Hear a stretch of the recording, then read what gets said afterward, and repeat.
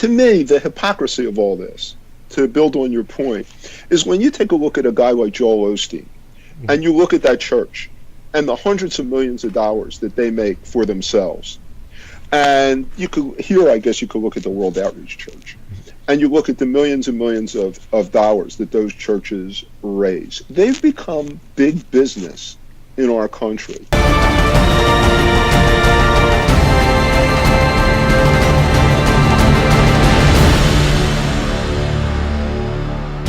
What's up, guys? Welcome to the Skeptics and Believers Podcast, the best show you will ever find in Murfreesboro. I got myself and, of course, our host, Michael. Michael, how you doing today, sir? I'm present. Thanks for that. I work so hard, and he goes, okay. Anyway, whatever. We'll keep it moving. Keep it moving. We have a special guest today from the Murfreesboro Freethinkers. We have Eliot. Eliot, how you doing, sir? I'm doing great. Thank you for inviting me to attend today. Well, thank you for coming. You know, I was really excited when we first started because we had finally decided that we're going to move more locally. I'm going to put all of my efforts into Skeptics and Believers, and Murfreesboro Freethinkers were the first people or the first group that I reached out to, and you guys have just been awesome. I mean, very open, very willing to talk. It's been really, really cool. And you are a founder of the Murfreesboro Freethinkers. So tell us a little bit about the Murfreesboro Freethinkers, where they came from, what they're going on about. Well, actually, my partner Gail was the one who really was the founder. She was looking for like-minded people in this area. She was traveling to Nashville a lot to go to meetups there, and then made a decision that she would try and create a meetup here in Murfreesboro, and that's where the Freethinkers came from. And at the time, I was traveling a lot, so she really got it off the ground, and there was only a couple people once she got it going that attended. But then I wound up coming here full time, and it grew exponentially. And what we do typically, and what it started out at, was a couple people in the garage. And we have a 8-acre farm. We started to have bonfires and cookouts, and then more and more people started to attend. So what started out as 3 or 4 or 5 people became almost 1,000 people, I guess, at the latest count. So, and that's active people. So at any given meetup, we could have anywhere from 30 to 100 people at a time show up. And the meetups are a variety of different things. We had a book club where we had a book of the month that was going on. We go to a variety of different people's homes. One of the people where we have a meetup has his own airplane, and he takes people up for rides during the meetup. And there's different homes and different groups of people that attend. But it's a pretty diverse group. It's an interesting group. So we have young, middle-aged, elder like me. We have kids that come, particularly when we have something during the day on the farm, because we have cows, we have goats, we have dogs, we have chickens. So they can run around, and I keep them company, and we have donkeys. We can put them on the donkeys and let them walk around. So it's social. It's social, and it's like-minded folks who can have a pretty interesting conversation about a variety of different topics. Well, and what's really cool is you guys can check in the links below if you're watching on YouTube, and if you're listening to us on iTunes or anywhere else, go to youtube.com/Skeptics and Believers Show, and you can take a look there. On your meetup, you guys have a meetup, meetup.com/Murfreesboro-Freethinkers, and I'm just taking a look at it right now, and you got 11 upcoming events. And as you said, it looks like there's just a ton of people that are going to it. It's really cool. Gail invited me to come to one of the events, so I'm looking forward to meeting you guys on Friday. But one of the other interesting things is, and we want to be you when you grow up, because you were telling me about NanoCon. So you started out with just a couple people in a garage, and now you got this convention that you're doing. It's going to be in March, and you're going to have people like Matt Dillahunty, what was it, Silverman? Not Silverman at this one. David was at the original one. Oh. But right now we have committed Matt Dillahunty, J.T. Eberhard, Larry Decker, who's the head of the Secular Coalition of America, Mandisa Thomas, and we have some other people that we've invited. So it's going to be a cross-section of the atheist, skeptic, agnostic, humanist community, so that it's not really about a specific topic. It's more about a broader community of a variety of different people that represent the different communities that are out there that are part of the non-believer community in general, that has a variety of different appeals. And what we want to do is bring as many different people as possible in to hear what these folks have to say. And so we try and make it as broad-based as possible when we do that. And the other part of this is we're going to make it very, very inexpensive. It's just a one-day event. Now, what we did last year and probably what we'll do this year again is, for the speakers that come in from out of town, they generally stay on the farm. We'll have a meetup that night, that Friday night, the day before the convention, and people can come over and hang out with whoever is staying at the farm. And we'll have a bonfire that night. So I think Matt will probably stay here. JT will probably stay here. They've stayed. JT's been here before, but we'll invite a lot of them to stay. It's up to them if they want to. And then, so it's a lot of one-on-one interaction.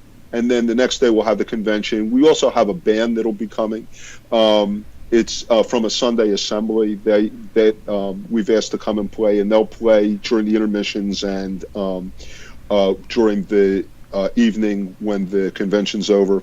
And we'll have food trucks there. We'll probably cater one piece of it, but it's going to be very inexpensive.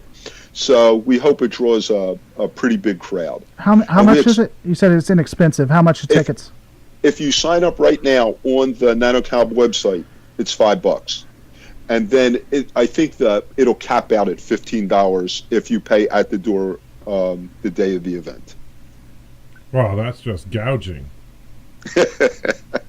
We know how to make a deal. 300% markup, boy. No, that's actually really neat. And you know, how often do you have these meetups? I know James mentioned you have 11 scheduled right now, but how often do they generally happen?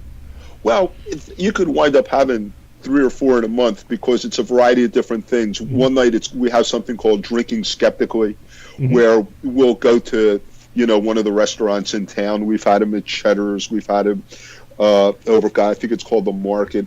But we'll go to a restaurant, get a couple tables in the bar, and whoever shows up. Could be 5 people, could be 30, could be 50. Or we'll have a bonfire. We'll have it at somebody's house, or we'll have the book club. So there's a variety of different things that are available. It's not one thing. Or we'll have a speaker. We've had it where Darrell Ray, who had just written a book, we Skyped with Darrell. We had 30 people in a room, and we invited Darrell to talk about his book.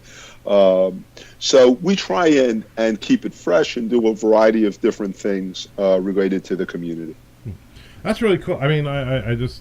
one thing that it makes me think of, and please don't take offense to this because it's certainly not meant to be offensive in any way. It always starts off well when he says, "Please don't take offense." Yeah, well, no, because it depends. Because I understand, you're not a believer, and sometimes when you use, shall we say, churchy words, sometimes people get a little worked up. But and I'm sure you'll understand when I talk about this, though. But a very important part of the concept of a church is not just to have people who are like-minded, but that's something obviously we have in common with your group, is that you get together a group of people that tend to have some kind of common belief.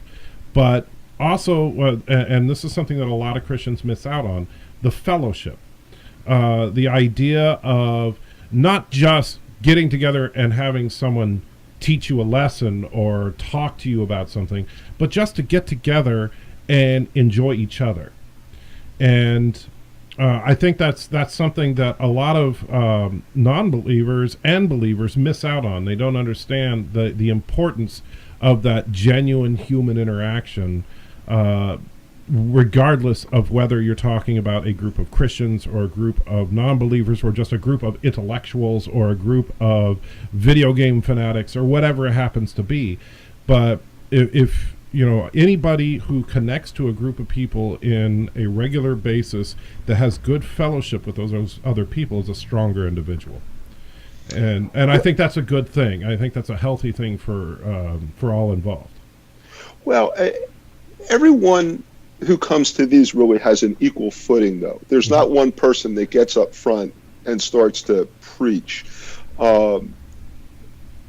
Everyone has an opportunity to participate and say their say. Now, you have people, and we talked about this for a couple seconds earlier. There are people that are atheists, that are militant atheists, Right. and believe that that is something that should be preached in a dramatic way. I'm not, even though I understand the reasoning for it and actually agree with it. It's just I'm just not. I think that you see now a rise in the nuns, NONES. It's almost 25% of the population now. I don't necessarily advocate the fact that the atheist, humanist, agnostic movement has grown to become 25%. I'm of the belief it's always been that high. What happened was there was an environment that allowed people, I think, to come out a little bit more and speak to their atheism or agnosticism or humanism, because it's become a popular movement. It'll be interesting to see now, because of the political climate that's just occurred in our country, what the path is going to be for this atheism, agnosticism, humanism, these nuns, if it's still going to grow on the trajectory it was, or if it's going to wind up hitting a detour. Because I don't think the country's going to be as friendly now relative to that piece of it, particularly in the South. See, and Michael, I know you wanted to go, but and this kind of moves in. See, Eliot's going on and taking my job, moving us into the discussion on religion dying. I don't think I would disagree with that, and I'll tell you why. I don't think Trump is really the biggest friend to the religious. I'll be honest with you, with the exception of his strong pro-life choice. I don't really see a lot of reasons why the religious to get excited about that. And I think the trajectory that, as you said, the nuns, the atheists, or those who don't affiliate, is going up. It's winning a lot culturally. There's some words I just can't say. And there's a lot of words he can't see. Yeah, and a lot of the, we'll say, cultural Christians, or especially in the Protestants, really align with a lot of what the atheists say. Like a lot of, we'll say, liberal Christians will be okay with the removal of religious things from governments. Like, for instance, I don't think that religion should have as big a role in government as it does now. And I think that you'll see nuns continue to go up because of that. I don't know. Michael, you were about to say something. I cut you right off, so I apologize about that. Oh, that's okay. That's okay. I think that the number of nuns, as you call them, and I like that term, by the way. That's actually, I do like that. I think it will eventually hit a plateau, but I don't think it's going to hit a plateau because of Donald Trump's presidency or anybody else's political affiliations, because despite what, the only reason that Donald Trump is president is because the states that are generally conservative voted for Donald Trump. The states that are generally liberal voted for Hillary Clinton, and of the states that are kind of middle of the road, Trump got a couple that they didn't expect him to get. And so I don't think there's really been this huge shift in the country just because we have a boisterous billionaire as the president. But I do think the plateau will be hit because eventually, and I agree with your initial concept, by the way, that there's always been this 25%. They've just been kind of in the closet, if you will, that they may have been going to church or maybe just going along with the, yeah, Christ is great, yeah. And just not being willing to step out and say they're an atheist for fear of persecution or something like that, which I can understand that, because even today, even with 25% of the population, it's still, we all know it's a sad truth, but it is impossible for a outed atheist to become president of the United States right now. That's on either party. It wouldn't matter. Well, let me respectfully disagree in this context. I don't know if you know that Gail ran for the state senate in Tennessee this year. No. And she did. She ran for the state senate in District 14 in Tennessee. And she ran as an openly secular candidate. We did not hide the fact that she was an atheist. And actually did not get a lot of blowback from that. in the sense there was nothing negative that ever came back from us. I was worried about that a little bit, but we really didn't. But the point I want to make about this is, and why I disagree, is Donald Trump's already talking about, and look what he's done with the schools. The person that he's appointed as the Secretary of Education is going to have a chilling effect on education. They're looking at charter schools, and they're looking at voucher programs. That in and of itself is going to wind up leading to more religion in schools, I believe. Number two, it's not so much Donald Trump. He personally. I think it's the platform that he allows people to absorb and now come out. And you see that on a regular basis, unfortunately, the past several weeks, with the lack of respect that people are showing, the alt-right, the nationalism that's starting to occur, the white supremacy thing. Millions of people voted for that. Whether you want to call them conservative or liberal, there's always been, in my view, racism in this country. It's much more overt now. And that piece is going to wind up, I believe, having a chilling effect on more and more people identifying as nuns. And I think as those people get louder, and I think they're going to get louder and louder as we see what his presidency looks like, more and more people are going to come back into the shadows again. So I think between the education piece, his embrace of the evangelicals who have really thrown their lives away, I think, in supporting him for what they believed in, I think we've hit kind of the perfect storm of how this is going to tamp down what I thought was a pretty good piece of momentum for the LGBTQ movement, for the nun movement. I think you're going to see, for the women's rights movement, women's activism, I think you're going to see a pretty significant change now in all these things. We became very conservative, overtly, and potentially dangerously a couple weeks ago. So because that could be an entire topic, because I don't think that we agree when it comes to, there's a lot there that I think we could disagree politically, but let's bring it back in to religion itself. First, I don't think that Trump is the worst for the LGBTQ community, because he's done things like let Caitlyn Jenner come and use his restroom. He's done proactive things that have really, he had nothing to gain, and he just angered the fundamentalist evangelical right when he did.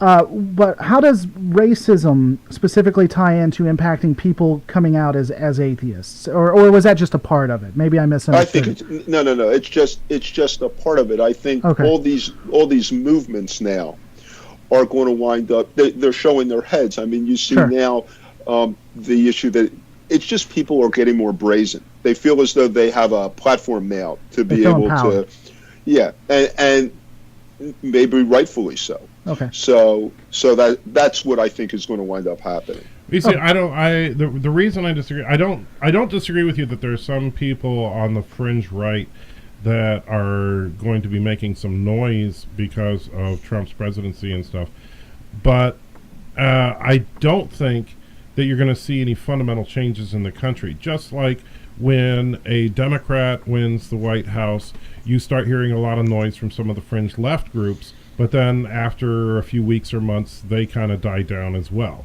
You had people that thought when Obama was elected that, and I'm not saying this in a derogatory sense, but people that were just like, oh, yes, now we're going to be a socialist nation. We're going to, and it's like, no, that's not, he's not that far to the left.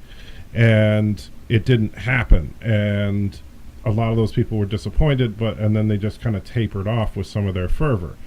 Now, you still have pockets of people that would cheer that on, such as places like Portland, Oregon, and other very liberal cities. You also will always have very conservative places in this country, mostly rural areas. And I don't think that's changing anytime soon. But I think that this country is always, and keep in mind that, less than half of the people in this country even bother to vote.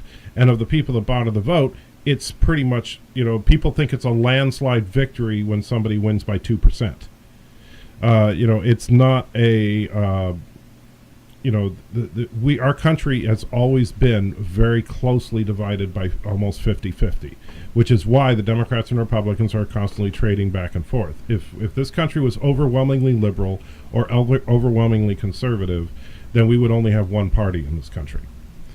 Or we would have two very conservative parties or two very liberal parties. We certainly wouldn't have a party that is left of center and a party that is right of center like we do. Granted, I don't think either of those parties are like great political parties, but I think I'm personally a libertarian myself. But the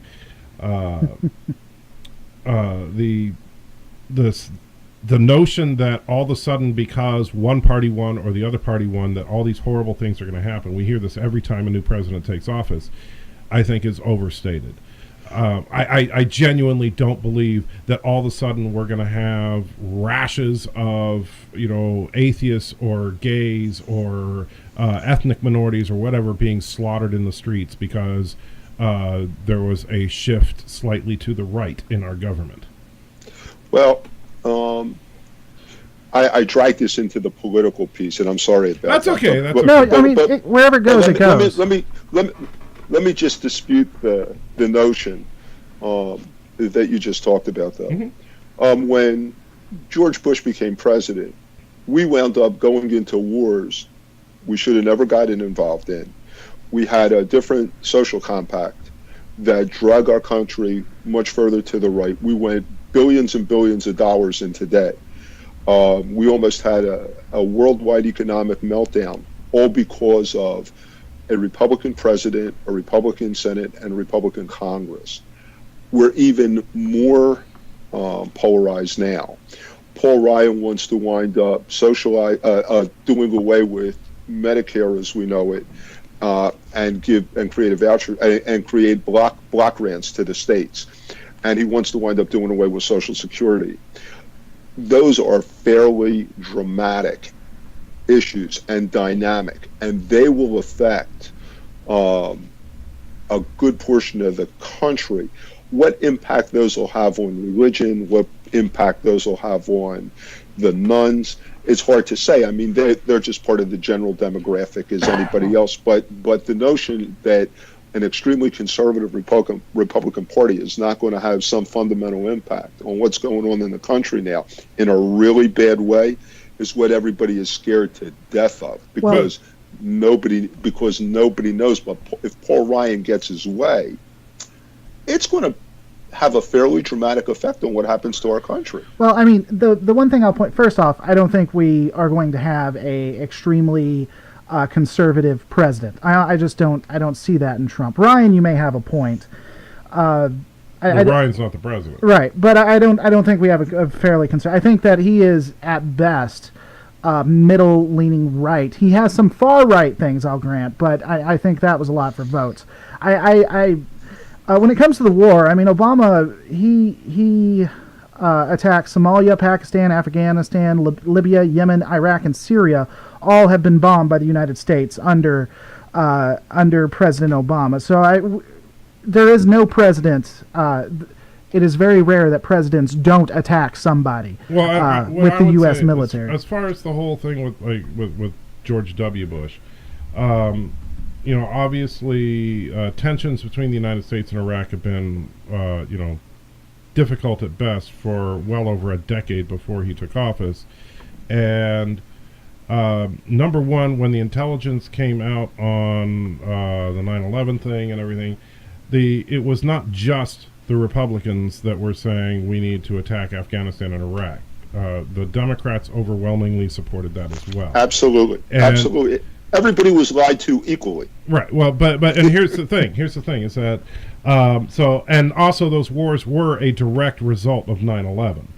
Absolutely. Okay. So I don't think it's fair to simply say that because a Republican was in office we went to war, because it's fair to say because a Republican lied to everybody we went to war. That's absolutely fair. We wound up being lied to. So you think George Bush fabricated all the evidence? Absolutely, positively. He did. in my view, based on the things that we've seen now, we don't guess that. We know he did. We know that Colin Powell did, even though he was given faulty information. We know that the things that they said, along with the British, were not true. If we had known the truth, we probably wouldn't have gone to war. But be that as it may, there's a difference between putting standing armies into the Middle East and having drone attacks. So, but I'm not an advocate of war in any shape or form, okay? I don't think any of us are advocating war. but the money that we spend on those things is money we could have spent on infrastructure and at home. Oh, sure. I guess that's my point. We could have, but there was an urge on his part. I believe this. I don't know if I believe there was an urge on his part to strike back. For good reason, in his view. Saddam Hussein threatened his father's life, and the country got attacked in a brutal attack. And people wanted to lash back out. Was that the best way to do it? It almost brought the world economy to its knees. And in my view, we were absolutely lied to. And that's not, I find that credible. But again, we're getting more in politics and away from religion. So maybe James is just like going to pull out his hair right now. No, I had all these great topics that they won't talk about. Give me. Go. Let me stop and let's go in a different direction. Go ahead. No, I felt bad too, because I said before we started the show, generally I sit back and let Michael talk with everybody, and I'm sitting here having a conversation, and I almost felt like it was 2-on-1, which was not my intent, and I felt bad about that. Oh, no. I love that. Have at it. You're not going to wind up hurting my feelings. Well, but let's go to something else. Yeah, well, to pull it back in, because I was looking at this while you guys were talking, I was going to segue back into it. One of the things I would agree with is that right groups and fundamentalist evangelical Christian groups feel more empowered under Trump. Now, you and me disagree. I don't think they should feel empowered. I don't think he's going to be that great for them, except for when it comes to the Supreme Court. Which is very powerful, don't get me wrong, but I just don't think he's going to do everything they think. But one of the things that we see in at least what I'm looking at a 2015 Pew Research poll, and it shows that, as you said, the nones or the unaffiliated did the biggest jump. Every religious aspect drops down, except for in Canada, apparently, which is weird. But one thing I noticed within the numbers themselves, so you saw Christianity specifically, but all religions dropped down. People stopped believing or went to other faiths or become nuns. But you also saw those who did stay, you saw a jump to evangelical or more fundamentalist belief systems. And I wonder if that's why we're starting to see this empowerment or people starting to get really angered because, and I would love your opinion on this because this is my thoughts.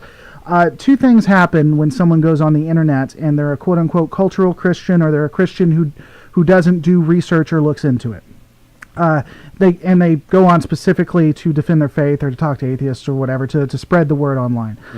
They come up against atheists who know what they're talking about, the Matt Dillahunties, yourself, Gail, people who have actually researched and have great reasons why you shouldn't believe, and they either stop believing and become atheists themselves, or they run to a more fundamentalist way of thinking. We'll say Cited, Bruggencay, I don't know if you know who he is, but like presupposition that doesn't require you to think as much versus doing their own research. They go one of two of the opposite ways.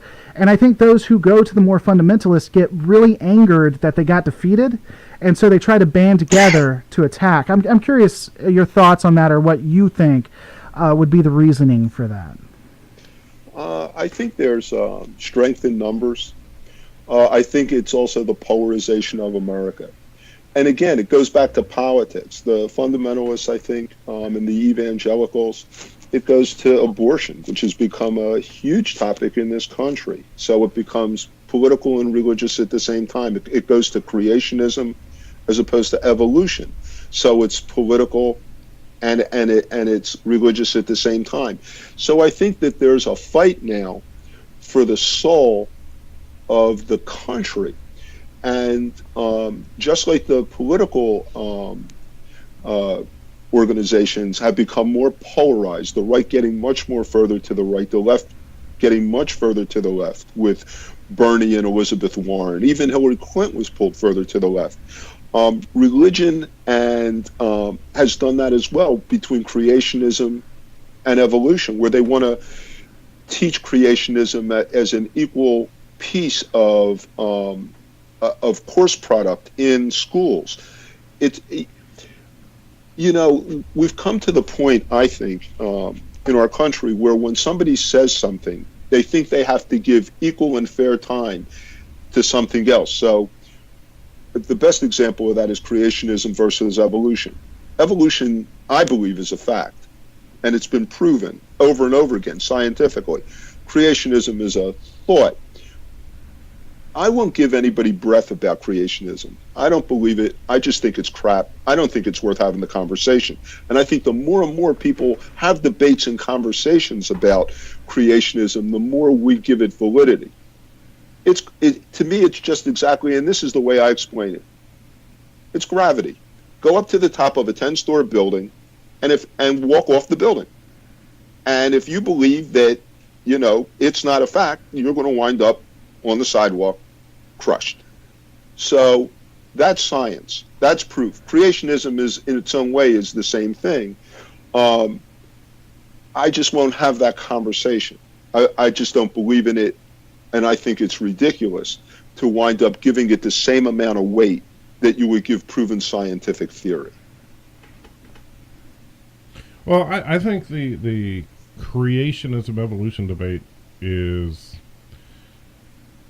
for the most part, pretty laughable. I mean, first of all, the Bible is not designed as, nor was it ever really meant to be, a scientific manual of the universe. And I think that I think the reason that these fundamentalists start arguing for creationism is they are truly afraid to start to critically analyze their own faith, because well, wait a minute, what does that mean then?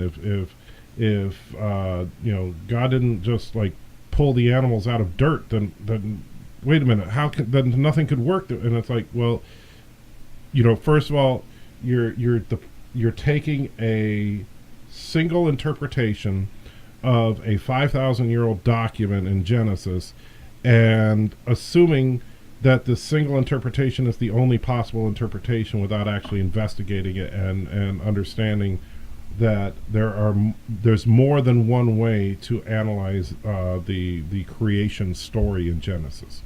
There's actually several interesting ways to look at it.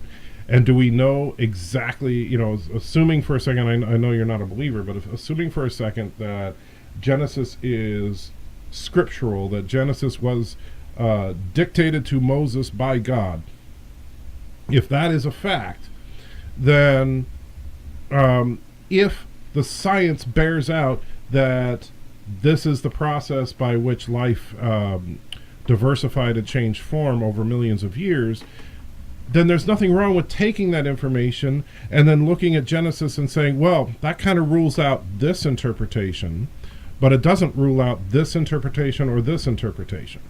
And so, it can, and the thing that I think a lot of Christians are afraid of is, they believe, and I tend to agree with them on this point, is that, well, God is unchanging, God is truth, God is, telling us what we need to know about him and his character and everything through the Bible. But at the same time, that doesn't mean that we understand all the facts and all the interpretations and everything perfectly. Anybody who tries to say they know everything is a fool, regardless of whether they're religious or non-religious. Except, and here's where the except comes in, and here's where the problem comes in, and there's two significant and specific issues about that. Number one, the boards of education, where they believe that creationism should wind up having the same benefit and the same amount of time of teaching, and they're changing right. School books. I think that's problematic. But even a bigger problem than that is climate science. Trump is a climate denier. That's a big problem. He's talked about defunding the dollars that go into NASA to look at climate science. Now, The Earth will wind up being here in a couple thousand years. We may not.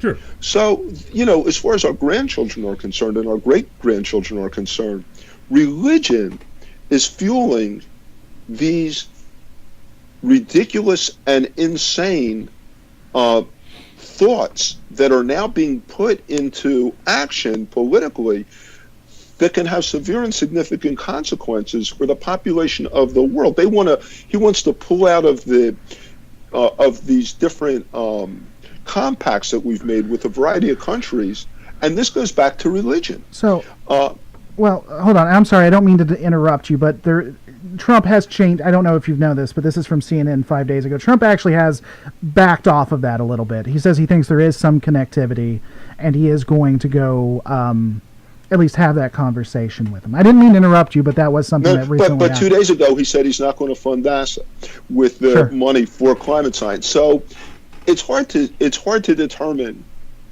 what course he's ever going to take, one way or the other. But I guess the broader point I'm taking, let's leave him out of it in general. People now have a voice, and this is what I was talking about before about climate science. You have a senator who walks into the Senate chamber with a snowball and says, look, it's snowing. There's no climate issue, which is absolute insanity. That was the ridiculous. Biggest climate denier in the House runs that committee.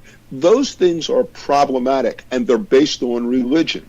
So, but I don't. What I don't understand about that, Eliot, and again, I don't want to cut you off, but I want to be able to get a little flow going here. But what I don't understand, I genuinely don't understand, is how does religion deny climate science? How does it? Yeah, because I've never seen... now, personally, I don't deny climate science, and I'm a Christian. I know lots of Christians who don't deny climate science. Where in the Bible does it say, by the way, climate science is a bunch of bunk? I don't understand where that comes from. Where it says that the Earth is 4,000 years old or 6,000 years old. That's where part of it comes from. Well, first of all, it doesn't say that. But I mean, I understand there are a lot of Christians who believe that. Don't get me wrong, but it doesn't say that. I think to back him up, I have heard a lot of Christians, even those on Facebook that we share as friends, Michael, who aren't concerned about climate change or aren't concerned about wars with Russia because Revelations already tells us what's going to happen. So we don't have to concern. We don't have to concern ourselves. But that's like saying that since I know that eventually that there's going to be this battle of Armageddon, I don't need to worry about paying my rent next week. No, that's stupid. Okay, just because if the book of Revelation is accurate and that's a prophecy about how the world will end, however, the Bible actually also says that you have no idea when this is going to happen. It could happen next week. It couldn't happen a million years from now. And so, given that, to just say, well, I don't care about taking care of the earth because I know how it's going to end, that's stupid. That's, like I said, it's like saying, well, I know that eventually I'm going to move out of this house, so I'm not going to bother locking the door. It doesn't make sense at all. And so, I mean, I understand where you're coming from. I know that it does. Well, that was me. Eliot hasn't given his opinion yet. I actually interrupted him. So that was me specifically. So, Eliot, did you have anything to add to that? For me, this is a simple conversation, but it goes back to what I was talking about before. 97% of the world climate scientists say that it's a fact of life. 3% don't. Why even give that 3% and the people that take that perspective seriously? Why give them any oxygen? Why give them any air? They're flat earthers, and I don't believe that conversation is even warranted. If people start to talk about that with me, I won't even have a conversation a lot of times. I'll just tell them to go Google it.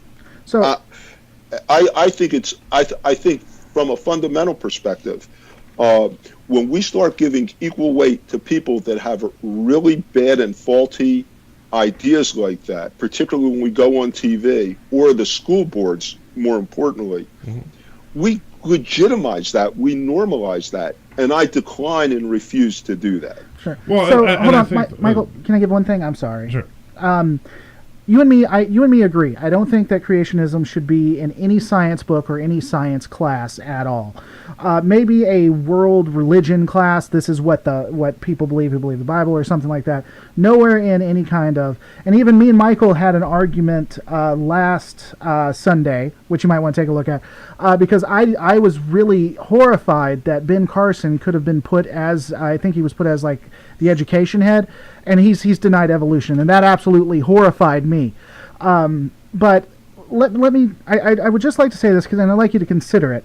Our tagline for the Skeptics and Believers, or at least the tagline I've given until Michael gets upset at me because I never told him what it is giving ideas the right to be challenged. If you had talked to me about 9 years ago, you would have met a fundamentalist Christian who loved the sinner but not the sin.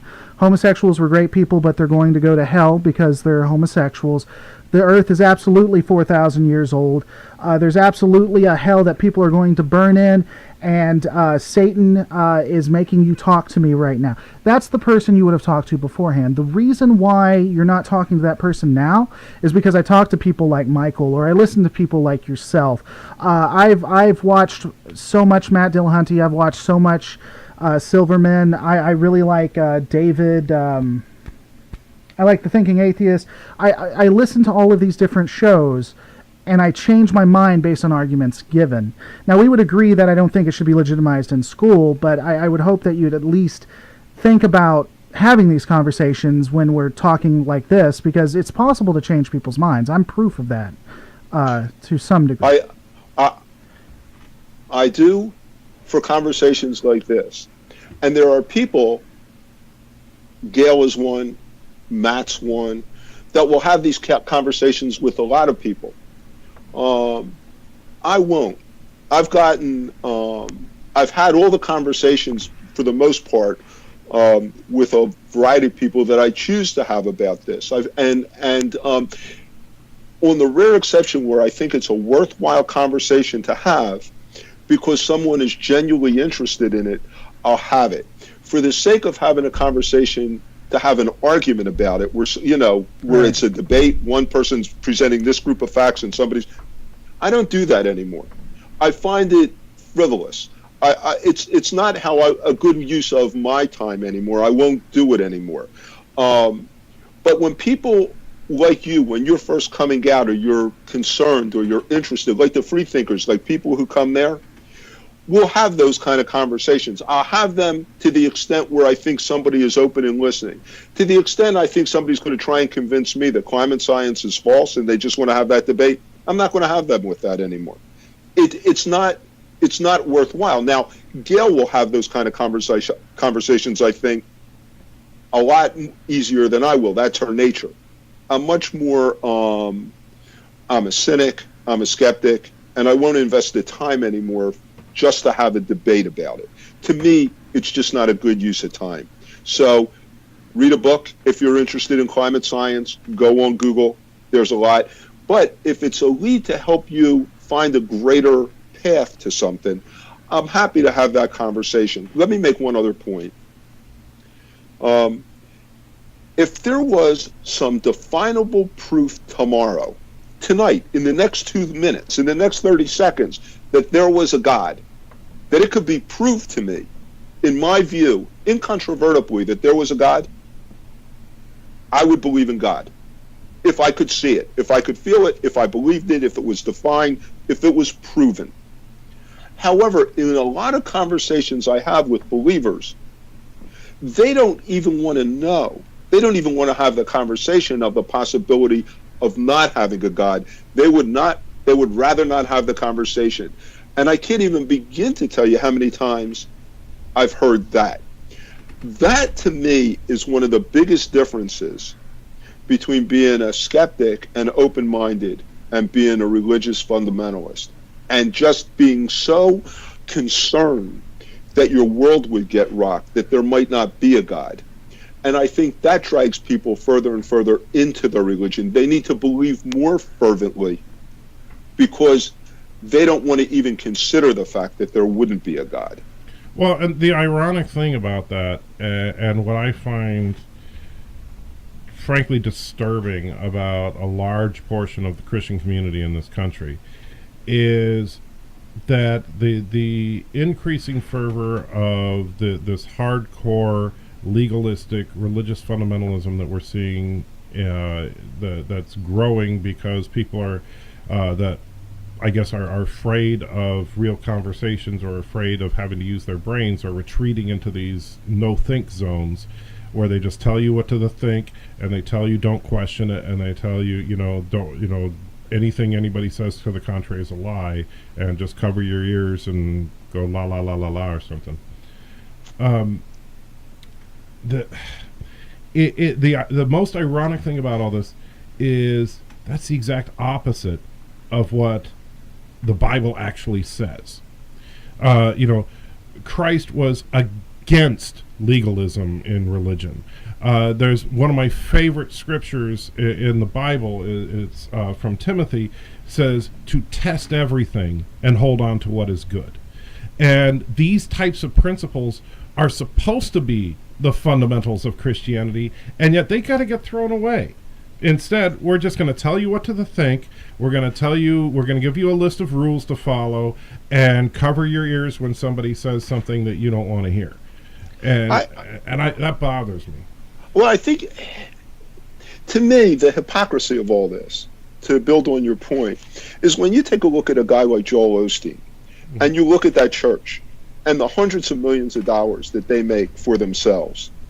And you could look at the World Outreach Church, and you look at the millions and millions of dollars that those churches raise. They've become big business in our country. And then when you add on the way that they evangelize politics from the pulpit, which they're not supposed to do. And now I have, because Gail ran, I got to see the sausage getting made. So it's a little bit different than what my thoughts were before. When you see how politics and religion interplay with each other. I just want to share this story about politics and religion. We went to a fair in the very southern part of the state, which was part of our district. And at the fair, we had a Democratic table, and there was a Republican table there at the fair. And when you went by the Republican table, they were handing out copies of the Constitution, okay? And they were talking about how how Bill Clinton could become president if Hillary Clinton wound up getting, they were telling this to a lot of people too, how if Hillary Clinton had been elected, how she was going to change her name, and ultimately there was some conspiracy theory that Bill Clinton was going to wind up becoming the president again. And without going into a lot of the detail, I talked to them for about 45 minutes. A respectful conversation, because it was really interesting to talk to really someone who had, in my view, a deeply held belief that was just so off the wall. Everything was a conspiracy of some kind about her and Bill Clinton. Going back to Vince Foster and, oh my God, everything. But anyway, we started talking about that, and I brought him back to a normal debate where we were actually starting to talk about issues like healthcare. And then it got into, well, the reason, as soon as we got into that conversation, it became, well, I believe in Republicans because I believe in Christ, and the mark of the 3 6s is on their head and on their wrist. And I thought, how did this conversation get to that? And I thought, this is so far off the wall. There's no way to ever convince anybody about any of that, to have a conversation and say, that is just so nuts. How can you think that? And yet there's millions and millions of people that think that their religion drives their politics, because they believe those things that are in the Bible in a 5,000-year-old manuscript or a 3,000-year-old manuscript. There is no way to fight that. And having said that, what we tried to do is set up a support mechanism for people that can ultimately find their way back in from the ledge of religion, where they noodle it for themselves, because I don't believe anybody can ever convince anybody to walk away from it. I think they have to convince themselves. And there's been no greater tool than the internet to help people do that. That we make ourselves available as a community for people to come into so that they can ask those questions and have those conversations from someone who's been through a journey like that themselves. But I don't think you can ever convince people. I don't think that there's a debate in the world that you can have anymore that's going to convince somebody who's an evangelical Christian that they're wrong and you're right as an atheist or a non-believer. Let me ask you this just out of a random curiosity. Did anyone bring up the fact that technically under Tennessee state law she's not eligible to be? Yes. Okay. We actually had talked to 2 different groups that if it was brought up, we were going to wind up suing the state. Right. It's all, by the way, it's already law. There was a case in North Carolina that it's already settled law where that can't happen. That was with Herb Silverman, I think. So it didn't matter. We thought it may come up. We were prepared for it to come up, and it never did come up. Well, it's preposterous. So, I mean, obviously the state would lose even if they tried to. But for those who don't know, Article 9, Section 2 says no person who denies the being of God or a future state of rewards and punishments shall hold any office in the civil department of the state of Tennessee, which obviously is preposterous, but I thought that was a little bit funny. And I'm sure somebody did bring it up. I want to just one other thing about this whole thing being down the fair, this place where we talk to these Republicans and everything, who are, they're nice people. They really are. They're nice people. I think they're philosophically misguided, but they were genuinely, they were nice to me. They knew I was a non-believer. Guy said to me, "Do you believe in God?" I said no, and he but he kept on going. He didn't take out a gun and or get violent with me, but. There were so many people that walked up to us in the course of while they were walking around this fair, and it was particularly women who said, "We're voting for you. We're non-believers." And it was interesting. It wasn't a huge amount, but it was a fairly significant amount of people that still haven't come out, that are in fact non-believers, that would never tell their families or their friends that they weren't, that they'd go on, keep going to church and just hide the fact, but they in fact don't believe anymore. So we have a place that they can come that's a safe space if the time ever comes where they want to do that. We've had an elder gentleman who's driven 4 hours one way just to come to our meetup, just to be able to be with people that he could trust and sit down and have a conversation with. Well, and that actually is a fundamental problem with Christianity, in that that's all the problems that you were describing as far as like people, being ostracized by their family or their friends or their community because of their they're either being skeptics, humanists, agnostic, atheists. That's one of my when I was talking about the irony earlier about how the way that these Christians are behaving is so antithetical to Christ himself. And Christians are not supposed to be ostracizing people and shaming people and attacking people just because they have a different ideology. Because guess what? Not everybody's going to have the same ideology as you. And assuming that God does exist, assuming that Christ was real, guess what? Every single person who is a believer in Christ has got at least one thing wrong about it. And so you are not perfect. And I absolutely despise the fact that is a real problem, because for lack of better terminology here, the bulk of Christianity right now is not behaving very Christian. And I really can't stand that, and I wish there was some way I could wave a magic wand and make that go away and make Christians actually, read the Bible, maybe, because it's funny, because statistically atheists tend to know the Bible better than Christians, and that's because so many of these Christians are spoon-fed. Okay, read this verse in this book, and now read this verse in this book. See, that proves my point. And it's like, no, wait, you picked 2 cents. If I gave you a copy of War and Peace and I told you to go to page 26 and read the second sentence, and then go to page 412 and read the 14th sentence, that doesn't go together. That's it. So, I get where you're coming from with I think that it's cool that you guys have an organization that allows people to freely associate like that. But what bugs me about it is that it's even necessary. That Christians are not being the tolerant people they should be. But you brought up a great point much earlier that I wanted to piggyback on a little bit.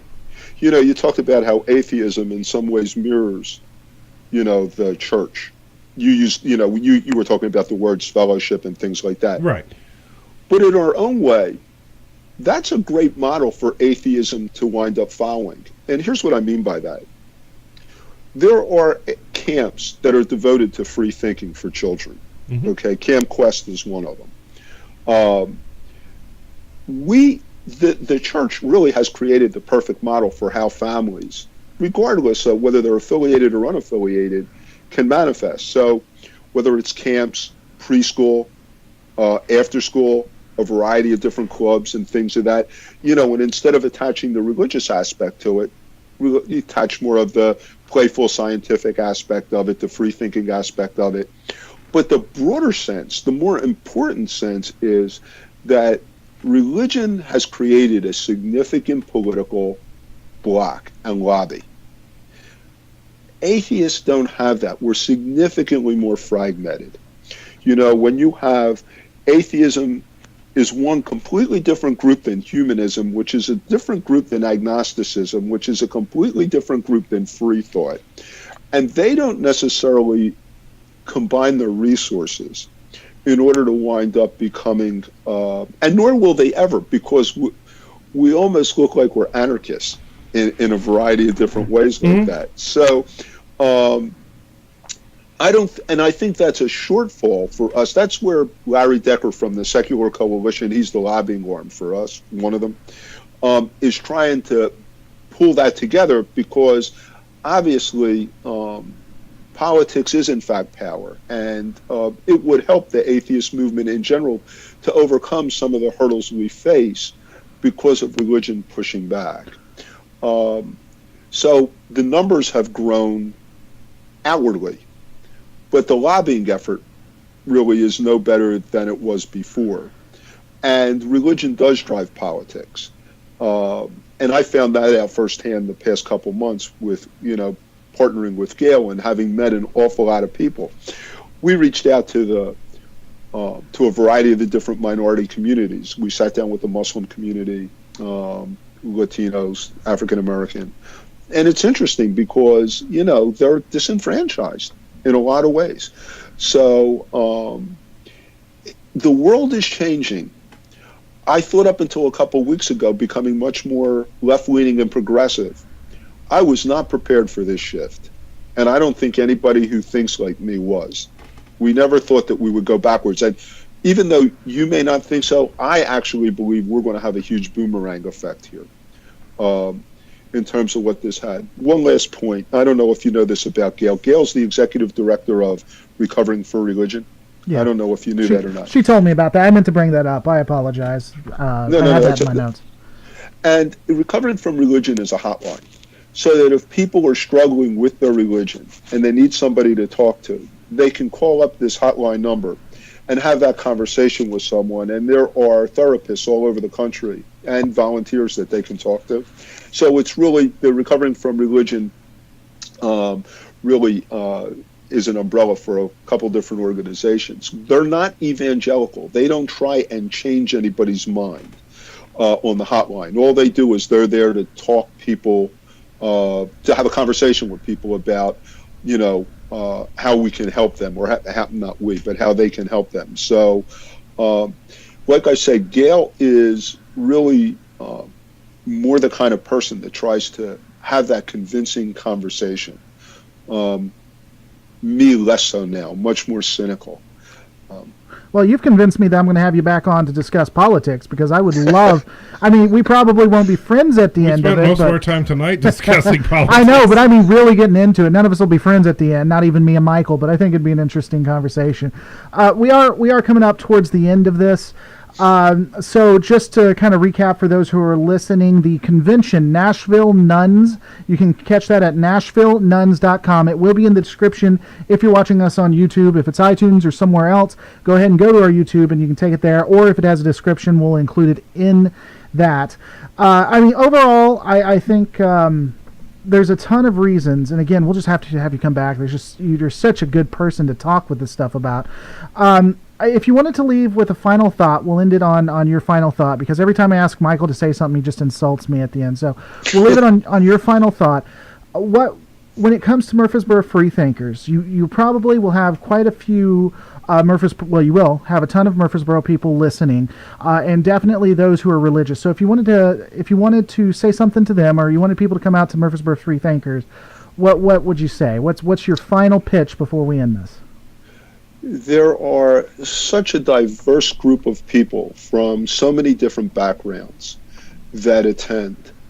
And now, no matter how hard the journey is that you have been on or think you have to go on to help you escape religion, or where you have questions, there's somebody in the group who has probably been through some of the pieces that you're going through. And while no story is exactly the same, there are similarities on how people go through that journey. Sometimes it's down a rabbit hole. Sometimes it's through a looking glass. But other people have gone down that rabbit hole, and other people have gone through that looking glass. And while your story will not be exactly the same, they can help you, they can support you, and they can guide you. Even if you just want to have conversations, even if you just want to get a sense of what it's like, nobody's going to hold your feet to the fire and make a judgment about you if you want to come and chat and hang out. But if you're going to drink beer, you have to bring your own, and you're probably going to have to bring an appetizer. But short of that, come hang out. It's very gentle. You'll meet a huge variety of different people that have different backgrounds. From people that have never been exposed to religion to people that have been evangelical Christians. And, we even have somebody who's a friend of ours. I don't know if you know who Nate Phelps was. Nate escaped from the Westboro Baptist Church. He doesn't come to our Freethinkers, but Nate was on the board of RFR. And so there's a pretty good microcosm of people that we have access to that if we can't help you, we can put you in touch with. To have a conversation that potentially can help you find your way if that's what you're looking for. And we'll end it with this too. I've been talking with them. The fact that a person of faith, it doesn't matter. I just love the Murfreesboro Freethinkers because you guys are just very, very open. So for those who are religious and maybe just wanting to talk with atheists just to get a different point of view to better understand, very, very approachable. Guys, if you're watching this on YouTube, don't forget to rate, comment, and subscribe. If you're watching this on any of the other formats, catch us on those formats too. Subscribe to our iTunes. Check the description for all of the stuff we'll be talking about. And we are going to see you guys on the next Skeptics and Believers podcast. Wait, we're on iTunes? Not yet. One day. So you've been hyping up iTunes this whole show. This is exactly, and we're still recording. This is what I'm going to tell you. This is what we end with. Him getting mad at me. You see how this works? What I have to do? Well, yeah, I wanted you to admit that on the recording. Well, thanks.